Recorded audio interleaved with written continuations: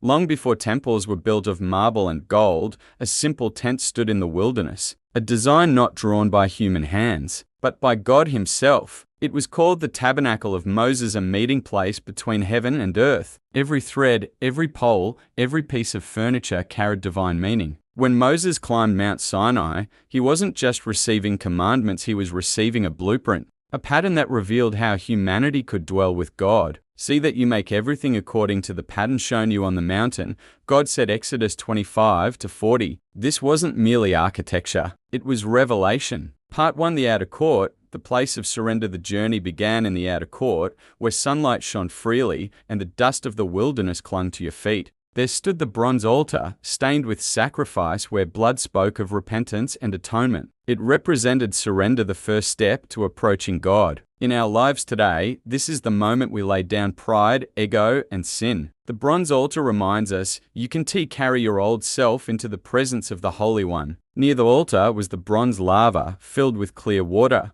Here, priests washed their hands and feet before entering the sacred place. It symbolizes purification. Even now, God calls His people to be clean, not just in body, but in heart and mind. Before you enter deeper, you must be washed by truth and humility. Part 2, the holy place. The place of fellowship. Past the curtain lies the holy place, where golden light flickers and mystery fills the air. 3 sacred objects stood there: the golden lampstand, the table of showbread, and the altar of incense. The lampstand, made from one solid piece of pure gold, burned continually its 7 branches, symbolizing divine illumination. It represents the Spirit of God, lighting our path, guiding our minds, and revealing truth. The table of showbread carried 12 loaves, one for each tribe of Israel, a sign of covenant and provision. In today's world, this reminds us that God still provides spiritual bread, His word, to feed our souls daily. Then came the altar of incense, standing before the final veil. Sweet fragrance rose continually, representing the prayers of the saints.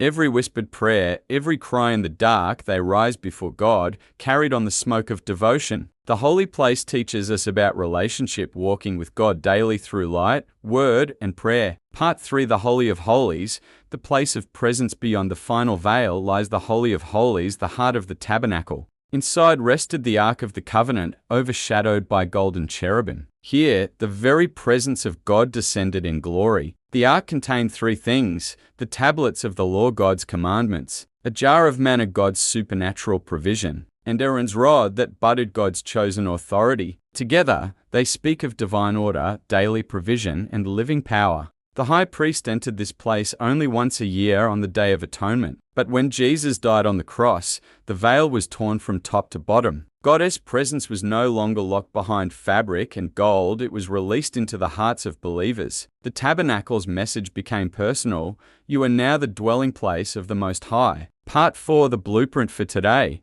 What does this ancient tent say to us today? It says, before God can dwell within, He must first transform what's around. The outer court still calls for repentance. The holy place still calls for relationship. And the Holy of Holies still invites us to encounter His presence. The tabernacle is not lost history, it's God's blueprint for the human heart. The bronze altar says, lay it all down. The laver says, be clean. The lampstand says, let my Spirit guide you. The table says, I will feed you. The incense says, pray without ceasing. The ark says, I will dwell within you. And so, the tent that once stood in the wilderness becomes a symbol of the spiritual journey every soul must walk, from repentance to communion to divine intimacy. Closing reflection. As we look back on the tabernacle, we see more than ancient architecture. We see a prophetic pattern, a mirror of what God is doing in us even now. The same God who once filled that tent with glory still fills hearts today. The question is, will you make room for Him to dwell? Music rises gently, like wind through the desert.